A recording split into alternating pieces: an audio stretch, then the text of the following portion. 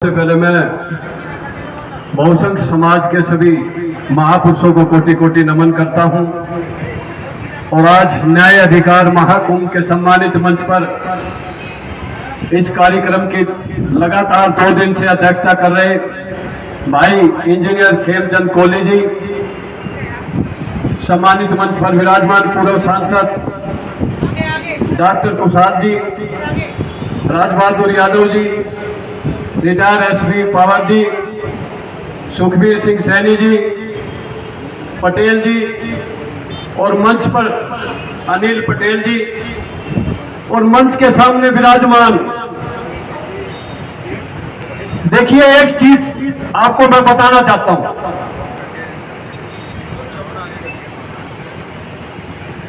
सामंतवाद कांग्रेस और भाजपा से ज्यादा अगर किसी ने आपका हक अधिकार छीनवाने में और आप पर अत्याचार अन्याय करवाने में सबसे ज्यादा योगदान है तो आपके बहुसंख्य समाज के नेताओं का, बहुसंख्य समाज की पार्टियों का भी रहा है। वरना इतनी संख्या होने के बाद भी किसी की हिम्मत नहीं थी। वो 10% के लोग हमारा हक अधिकार छीन लेते और हमारे ऊपर इतना अत्याचार अन्याय करते।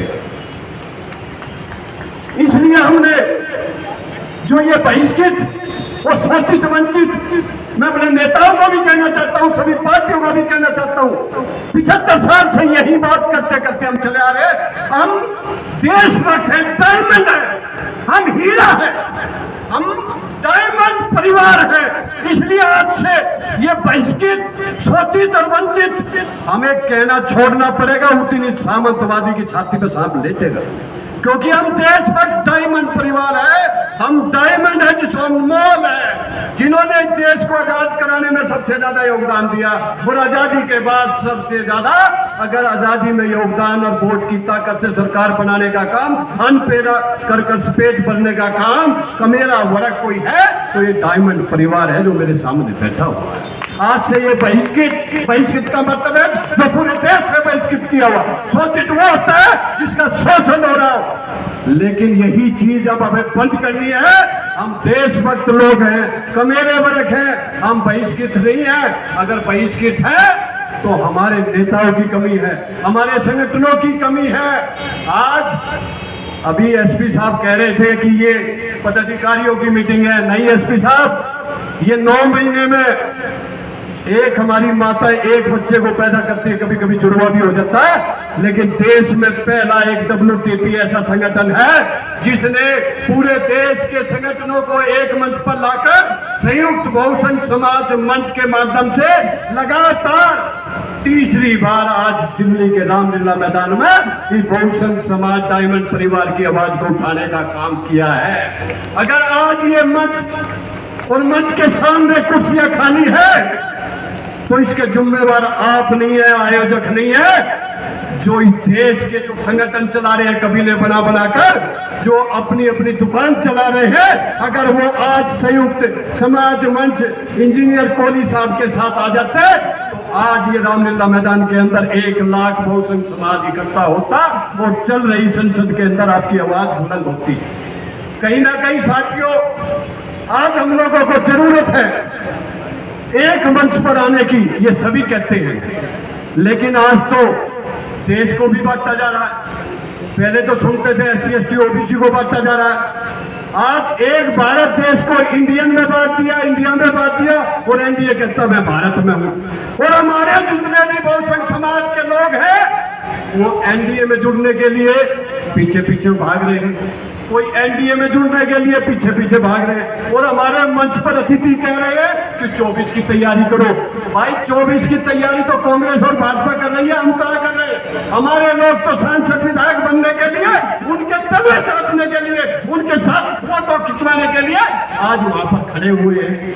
जितने देश के अंदर भारतीय बहुसंख्य समाज न्याय पार्टी बन जाएगी और 10% का एक भी पदाधिकारी उसमें नहीं होगा और देश के सारे 90% प्रतिशत देश भर डायमंड परिवार के लोग उस पार्टी में जुड़ेंगे, उस दिन इस देश में परिवर्तन आएगा, उस दिन बहुसंख्य समाज में परिवर्तन आएगा, उस दिन जवान और किसान बचेगा, उस दिन संविधान बचेगा, उस दिन आरक्षण बचेगा।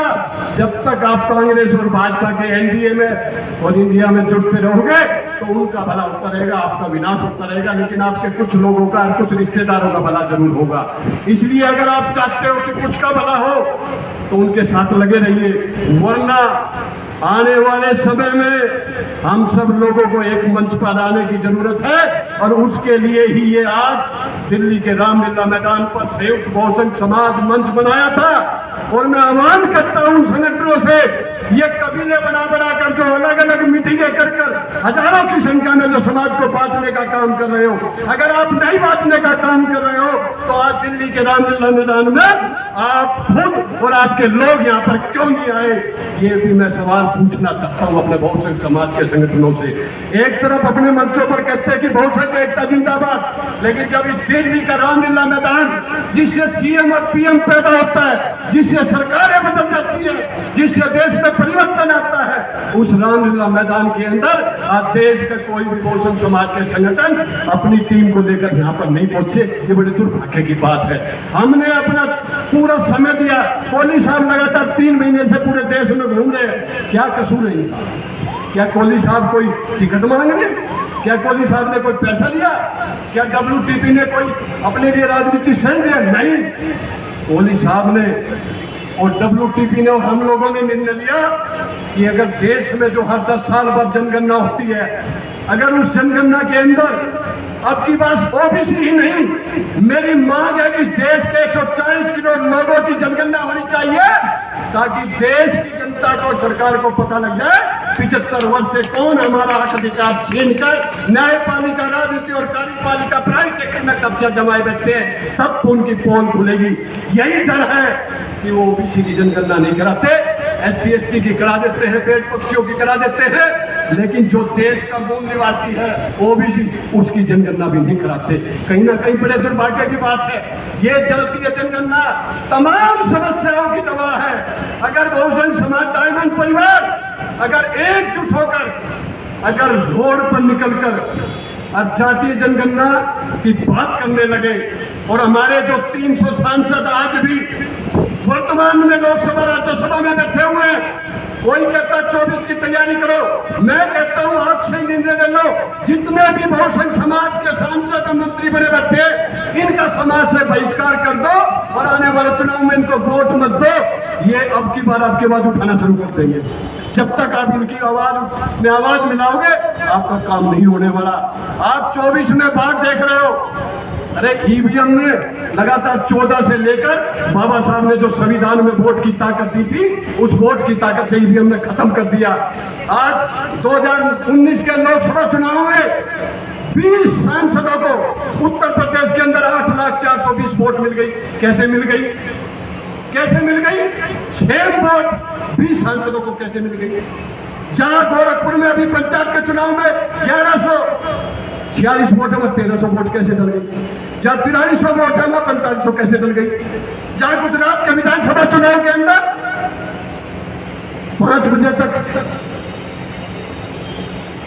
और 8 घंटे के अंदर 17 लाख वोट डल गई। 1 मिनट में 1 वोट डलती है, कैसे 8 घंटे में 17 लाख वोट डल गई? कोई जानता है इस चीज को? जिस देश ने विदेश में इस ईवीएम का आविष्कार किया था, उसने भी और जो इसको चलाते थे उन देशों ने इसको बैन कर दिया। लेकिन ये भारत देश है, जुगाड़ू देश। उनको पता है कि देश के लोग धार्मिक भी लोग हैं, देशभक्त लोग हैं, बाबाओं के भानने से, राष्ट्रवाद के भानने से लोगों को गुमराह किया जा रहा है। अरे 24 की तैयारी हम करने चलते, लेकिन आपकी वोट जा रही है साइकिल पे, लेकिन जा रही है कमल पे। आप डाल रहे हाथी पे, जा रही है कमल पर। क्या करोगे आप? इसलिए सबसे पहले समस्या का समाधान होना चाहिए। और समस्या का समाधान के लिए कोहली साहब संयुक्त समाज मंच SC/ST OBC माइनॉरिटी को लेकर जातीय गणना कराकर संख्या के हिसाब से जिसकी जितनी संख्या भारी उतनी उसकी हिस्सेदारी। 90 पे 10 का राज नहीं चलेगा, नहीं चलेगा। और EVM हटाओ, देश बचाओ, EVM हटाओ, संविधान बचाओ, EVM हटाओ, भाजपा भगाओ। इन नारों के साथ हम लोगों को एक मंच पर आकर चलना पड़ेगा। और ये जो हमारे नेता ये NDA के साथ जा रहे हैं, कोई इंडियन के साथ जा रहा। आज मुझे एक गठबंधन बता दो SP साहब, जो ये तैयारी कर रहा हो, जो 90% लोग हैं वो एक मंच पर आने के लिए बात कर रहे हैं। फिर कैसे आप 24 में आ जाओगे? भाई आ जाओगे 24 में, कैसे आ जाओगे? अगर NDA आया तो मोदी जी, और इंडियन आया तो राहुल जी। अरे इन लोगों ने तो 75 साल से आपका हक छीना है। इन लोगों ने तो आपका हक छीना, और कोई किसी की हिम्मत थी आपका हक छीन ले। इसीलिए मैं कहना चाहता हूं बहुजन समाज के संगठनों को और बहुजन समाज के लोगों को जो आज मंत्री बने बैठे, अगर आने वाले इस सत्र के अंदर आपने ये जातीय जनगणना की आवाज नहीं उठाई, बैलेट पेपर से चुनाव की आवाज नहीं उठाई, तो ये बहुजन समाज इस रामलीला मैदान से आह्वान करता है कि आपका समाज से भी बहिष्कार करेंगे और वोट की ताकत से भी आपका बहिष्कार करेंगे। उस दिन ये बहुजन समाज के सांसद MLA आपकी बात को सुनेंगे। अरे हम कहते हैं 24 पे जिता कर लाएंगे। हमारे तो बाबा साहब ने संविधान में 130 से आसपास तो रिजर्व सीटें हमारी पूरे देश में, और OBC मिलाकर 300 सीट आ जाए, 272 में एक प्रधानमंत्री पैदा होता है, 18 करोड़ में एक प्रधानमंत्री पैदा होता है। हम 1 अरब 10 करोड़ है पूरे देश में। आज क्यों फिर हम एक देश का प्रधानमंत्री